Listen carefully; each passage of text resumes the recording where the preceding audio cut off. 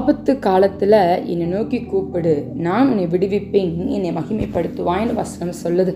இன்னைக்கு ஆபத்து காலத்தில் இன்னைக்கு நீங்கள் நிற்கிறீங்க அப்படின்னா உங்கள் கண்ணு யாரை பார்க்குது? அதான் முக்கியமான ஒரு விஷயம். இன்றைக்கி நான் சொல்ல முடியும், என்னோடய வாழ்க்கையில் 2011 கர்த்தர் என்னை தூக்கி எடுத்தார். இன்றைக்கி வரைக்கும் நிறைய நேரங்களில் நான் ஜெபிக்க மட்டும்தான் செஞ்சுருக்கேன் தவிர என்னோடய கண்கள் மனுஷனை நோக்கி பார்ப்பது கிடையாது. இன்றைக்கி நம்ம நிறைய நேரங்களில் மனுஷனை பார்த்து பார்த்து நம்ம விழுந்து விடுகிறோம். இவங்க நம்மளுக்கு உதவி செய்வாங்க, அவங்க நம்மளுக்கு உதவி செய்வாங்கன்னு நம்ம சொல்கிறோம்ல, கிடையவே கிடையாது. நம்மளுக்கு உதவி செய்கிற ஒரே ஒருத்தர் யார் அப்படின்னா என் யூதர் ராஜசிங்கம் மாத்திரம்தான். அவர் தான் நம்மளுக்கு உதவி செய்ய முடியும். இன்றைக்கி நீங்கள் சொல்லலாம், என் கூட பிறந்தவங்க உதவி செய்வாங்க, என் நண்பர்கள் உதவி செய்வாங்க, என் ஸ்பவுன்ஸ் உதவி செய்வாங்கன்னு நீங்கள் சொல்லலாம். கிடையவே கிடையாது. உதவி செய்கிற ஒரே ஒருத்தர் யார் அப்படின்னா என் யூதர் ராஜசிங்கம் மாத்திரம்தான்.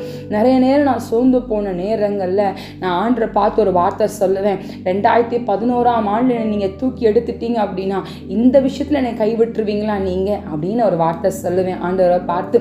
அப்போ ஆண்டவர் என்னை பார்த்து ஒரு புன்முகமாய் ஒரு சிரிப்பு சிரித்து, நான் உன் கூட இருக்கேன்னு சொல்லி எனக்கு ஆண்டவர் வாக்குறுதி கொடுத்துருக்கிறார். இன்னைக்கு அதே வாக்குறுதி உங்களுக்கும் ஆண்டவர் கொடுத்துருக்கிறார். நிறைய நேரங்களில் என்னோடய வேதனை நான் யார்ட்டும் பகிர்ந்து கொண்டது கிடையாது. நிறைய நேரங்களில் சோதனை போன நேரங்களில் என் ஆண்டவர் என்னோட கூட வந்ததை நான் உணர்ந்திருக்கிறேன். இன்றைக்கி உங்களுக்கும் அதே வார்த்தை சொல்லப்படுகிறது.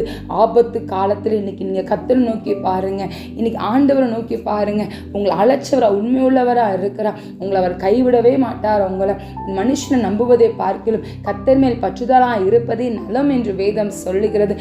அவரை மாத்திரம் நீங்கள் பிடித்து கொண்டு பாருங்கள். உங்கள் ஆபத்து காலத்தில் ஏன் ஆண்டவர் உங்களுக்கு முன்னாடி போய் கோணலான வழியில் அவர் சேவைப்படுத்த போகிறார். இன்றைக்கி உங்கள் சூழ்நிலைகள் எப்படி வேணா இருக்கட்டும், உங்கள் பிரச்சனைகள் எப்படி வேணா இருக்கட்டும், உங்கள் பிரச்சனையை காட்டிலும் ஏன் ஆண்டவர் பெரியவராக இருக்கிறார் என்ற அந்த விசுவாசத்தோடு ஆமென்றும் ஆமேன் என்று சொல்லி அந்த வார்த்தையை நம்ம பெற்றுக்கொள்ளலாமா?